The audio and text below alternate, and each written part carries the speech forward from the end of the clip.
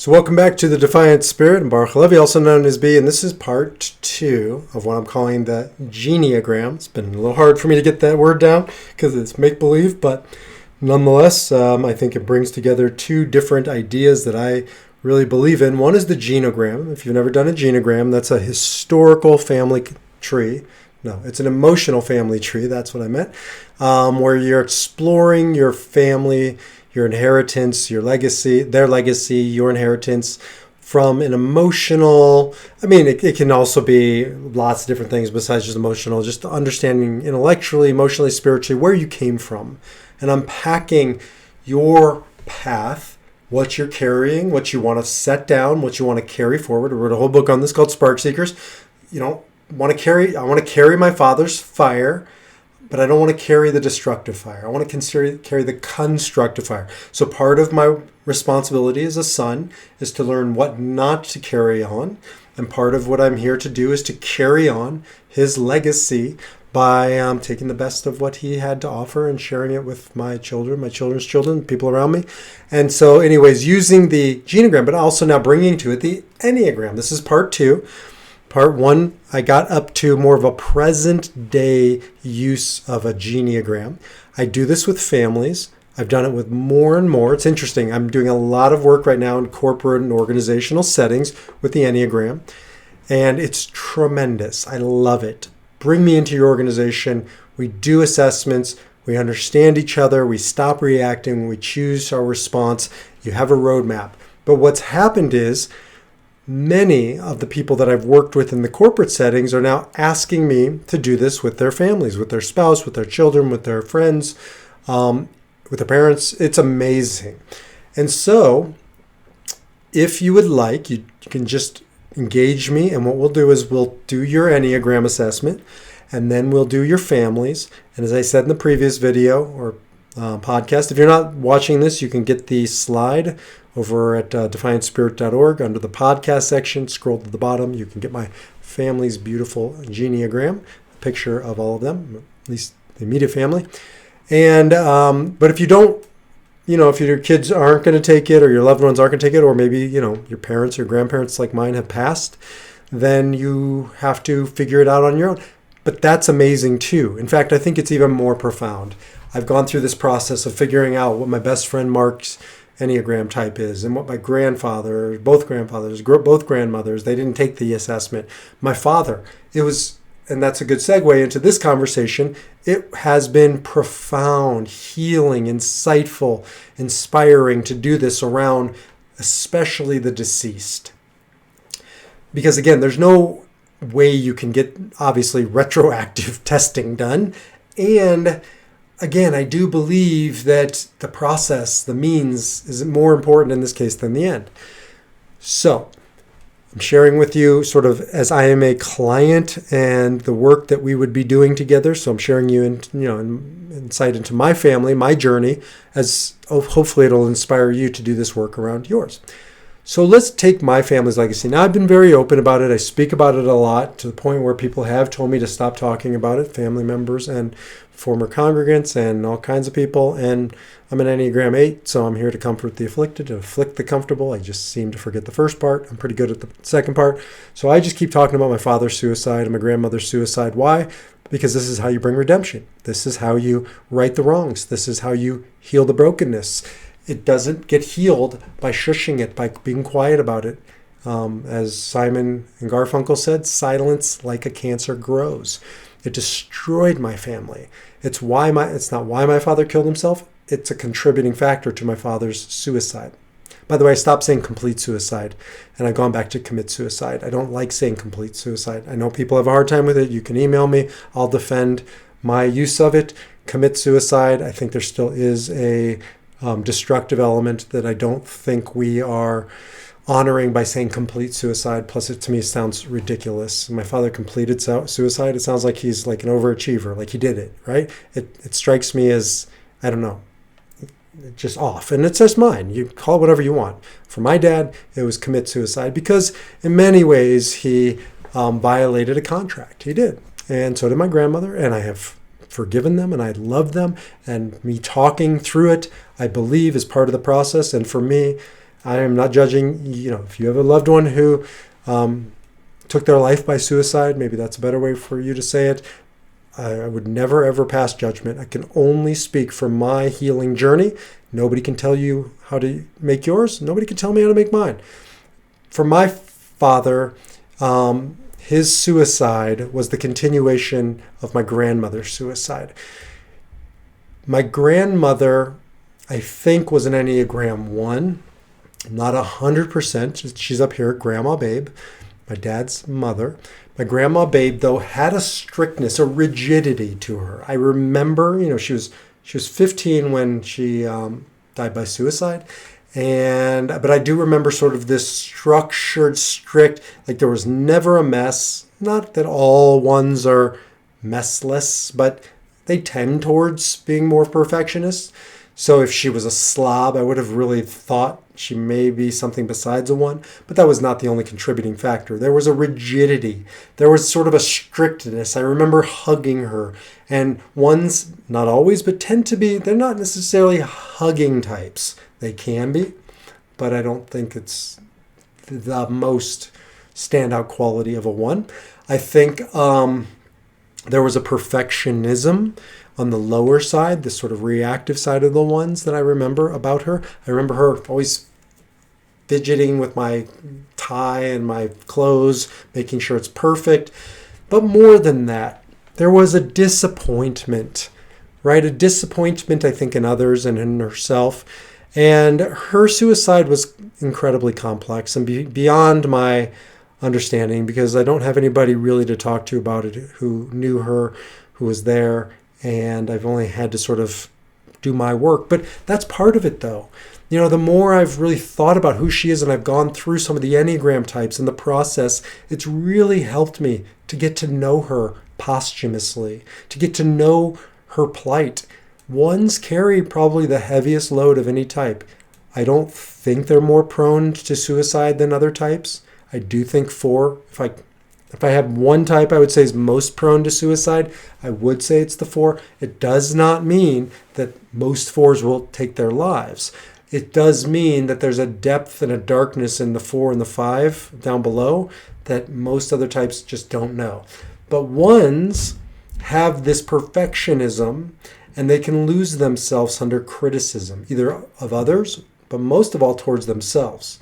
I see this with ones. They're so self-critical. So if my Grandma Babe was they called her Babe, her name was Ruth. If my Grandma Babe was a 1, then there probably was a self-loathing, a self-criticism, more so than other types. Lots of different things have led me to a 1, but starting to see my family's pattern hanging out up in the 1 section started to make sense. I know for a fact my brother's a 1. I know for a fact my son is a 1. I think there's a lot of similarities between my brother and my dad and my son and my dad. My dad was an amazing human being. I mean, I adored my dad. He was my superhero. He was the embodiment of right and wrong. That is a 1 thing. Same with my Grandpa Jack, my maternal grandfather who's up there. Right and wrong. The good guys and the bad guys, right? My Grandpa Jack was a World War II vet. Was D-17 maybe in Normandy. He was a real straight shooter, good man. And nobody questioned his integrity. Nobody questioned my dad's integrity. So there's an integrity quality about ones. And same with my son. And that really has helped me, understand my dad. Knowing that he felt like such a failure when he committed suicide when I was early 30s. And he felt so much self-loathing, having made some bad choices and getting deeper and deeper down this hole. I did think he was an 8 like me, but as I look back on it, it's fun. It's been fun to talk to people who knew him, to talk to my mom, to talk to my siblings, almost like an interviewing process for my dad's Enneagram, doing this genogram. And it was just a remarkable process not to meet him for the first time, because I knew him, but I guess I knew him as my version. My sister knew him as another version, my brother, and so forth. And so to talk to everybody, to them work, people who know the Enneagram, to talk through with them, it was really meaningful. I thought he was an 8 until I started talking it through, especially with my mom. He wasn't intense enough to be an 8. He wasn't driven enough to be an 8. I then thought he was a 6, maybe a sexual 6, which can look like an 8, but more of a fearful place. And I do think he thought like a 6, which is what's underneath there. It says he acts like a 1, feels like a 4, thinks like a 6. So I do think he thought like a 6. And however, what moved me up to the 1 again was being drawn up there when doing this for my grandma babe, doing this for my son, doing this for my brother, starting to see the constellation up there. And even my grandfather, who was on the opposite side of obviously my family tree, no connection to my dad, but I do also believe our souls travel in soul groups. And I think my dad and my grandpa Jack had an antagonism. They liked each other well enough, but I think there was a piece that irked my grandfather about my dad, because my dad didn't stand up to that ultimate decision that maybe my grandfather grappled with. I don't know, but my grandpa Jack lost some respect for my dad after he did what he did. So, so it's also helped me pay attention to my son. I've mentioned a couple times, I believe we're here to redeem the past, to redeem tragedy. And as Dr. Viktor Frankl says, to turn tragedy into triumph. How do we do that? By learning the lessons. It isn't to say that my dad died so I could learn these lessons and pass them on to my son. It's to say my dad died, tragic death, an atrocity on so many levels, and either it's meaningless or I make a stand and I go into the darkness to discover the meaning. And so what I have done is committed myself to go into my dad's darkness to discover, as we call them nitsuts in Kabbalah, sparks of light, to bring those sparks out and to illuminate the darkness. And a practical way is understanding my dad was a 1, my son's a 1.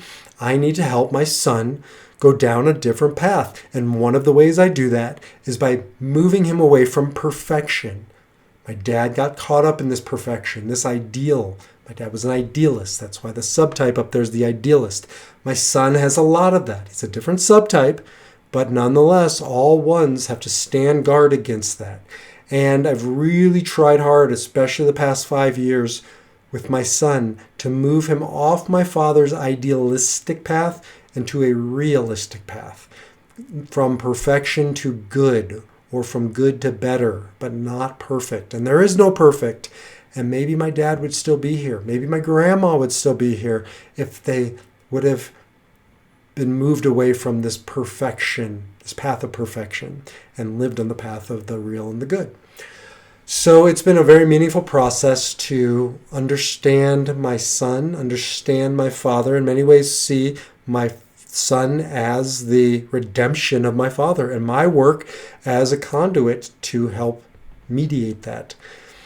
Some other really important learnings. I had a hard time after my grandmother killed herself with my grandfather, Grandpa Harold, who remained alive. He was distant. It was so hard to emotionally connect. I feel like a 4. I'm an 8, but I feel like a 3 and a 4. I'm almost identical to them. So, but a 4 for sure would have a hard time with a 5 because 4 is the most emotive and 5 is the least emotive. My grandpa was like, there was no there. I wanted to reach in and grab his heart and I couldn't. He was generous with his he showed his love by what he would give you, because for him that was an act of parting with his precious resources. 5s tend to be conservative. So there's always this conserving or withholding nature. So for my grandpa, giving money was his act of generosity. Now, I only knew that retrospectively in doing the Genneagram work and really appreciating that my grandfather's symbol and sign of love was to write a check with no pomp and circumstance, no, nothing other than here's the check. And I even have to ask him for it sometimes. And that felt like, why can't he just give it to me? But it was an act of defiance for him to write the check and to give it. And so really softening my heart in my later years to my grandfather, who was emotionally not able to go there. It doesn't mean fives can't. I work with many fives, especially sexual fives, who can and do go there. But my grandfather was, up against his battles in life, not for me to judge. It's given me a greater appreciation of just what he was up against, having had a wife who killed herself. So really understanding that relationship and healing it. And I also think it's why I'm an 8. Now, people ask me all the time, are you born your number? Do you become your number? Yes. Nobody has an answer. If they tell you, they're lying. Nature, nurture? Yes. It's complicated. I do believe we come out a certain way, but within that, we have degrees of shaping it. And I think that early on, really early, I think it's pre sort of cognition, early days or months, certainly first year, we start intuiting boundaries between parents and family dynamics and a whole host of, epigenetics, all kinds of things that go into who we are. And I sensed that I needed to be an 8. It's, again, not coincidental that lots and lots of firstborns are 8. I don't meet that many who are middle children who are 8s. Maybe there are. I don't meet that many. I do meet some who are younger, like not the oldest, but not the middle. But I don't think it's surprising that I would either choose to become an 8 or just naturally fill in that role, because there's a strength. Now, it's not like strong as in I'm stronger than you. In some ways, it's a weakness, because 8s sort of armor up for the battle. And that can be a sign of weakness. I have a very hard time shedding my armor, letting people in. I can share with you about my dad's suicide, my grandma's suicide, and all this stuff. So it might seem revealing or divulging, but in some ways, I'm not being vulnerable with you. I'm sharing it from a teaching perspective and a resilience perspective. That's not the same thing as weeping together and me terrified that I could be a third generation. Like, that's a different conversation. Now, I don't fear that because I stand guard against that. But I think that's the 8th thing, right? I think I'm proactive because my dad in some ways was reactive. My dad didn't think ahead. 1s don't think about the future. They tend not to think about the future. 8s are future focused. My dad didn't plan for what's next. So 8s and 1s are both impulsive, but 8s are much more focused on the future, and 1s are much more in the present, and they don't really want to deal with more future stuff. So my 8ness, I think in many ways intuited that I kind of had to armor up in this family. I do know that at a very young age, I felt a little scared around my dad. Never physical abuse. I don't believe, that it was emotional abuse. I just think that it was an angry person who's probably didn't even know he was that angry. 1s are angry. They don't know they're angry. Everybody around them knows they're angry. I was scared of my dad. My sister talks about being scared of my dad. Not for her safety. It's just overwhelming, that intensity, unbridled. It's scary as a child. So what did I do? I think I out-angered him. 8s are more angry than 1s. And I think I amped it up to another level. I remember my dad and I getting into heated fights, head to head. I said to him, "You're going to end up getting divorced." And he got so mad at me for calling him out on that. Later on in life, I said, "You're going to end up following in your mother's footsteps." He got so mad at me about that. I'm not saying I was right for saying it. I am saying that, I think I learned head-to-head fight from a very early age, and I've had to soften that. Again, for me, it was an act of protection. Now, knowing this, seeing my dad as a 1, really I start to understand some of the battles that we had. I can start to, and have started to, forgive him and forgive myself. Understanding how I ended up as an angry 8, especially for many years, and how he ended up as an angry 1 because of his mother, and so forth. So, as I'll always say to you when we work together, it does not excuse anything. It explains. It doesn't excuse, it explains. I don't want to excuse his behavior. I don't need to. I don't need to excuse my behavior. I do want to explain it. I want to take responsibility for it. I want to change it. I certainly want to apologize for it. but I want to understand it. And that's when I start realizing the Enneagram is just so impactful in doing that. Giving us a language, starting to see the dynamics. Not coincidental that he married an Enneagram 2. 2 is one of the softer types on the Enneagram. 9s and 2s are more nurturing. 2s are the quintessential emotional intuitives. So they know what you're feeling. They take care of you. Of course he gravitated towards a 2. He needed that. My mom was in many ways his salvation. When they got divorced, I think you can really watch my dad's unraveling, undoing, because she anchored him into his heart, into his nurturing, the nurturer. And you can see that. Isn't it interesting? My grandma Flo, if in fact she was a self-preservation to the nurturer, was married to my grandpa Jack, the Enneagram 1, like my dad and his wife, and my grandma and her husband. There are these parallels, these energetic patterns that we're here to work on, to work through. So, so this is really, I guess one more thing is my grandpa Jack, since we're dealing with more past in this conversation, my grandpa Jack was always a hero to me, and I couldn't fully articulate why. And then when I put this together about a year ago, I started to see it, because my dad aspired to be a lot like my grandpa Jack. My grandpa Jack was a moral rock. Right? He was a rock. He was he was an anchor for my family. And there was a stability around my grandpa Jack. Now, it isn't to say he was perfect. It isn't to say he was without sin or blame or without his imperfections. We all have them. But I always felt secure around him. I felt that way about my dad too, up until, I don't know, maybe my late teens, early 20s. And then it started to come undone.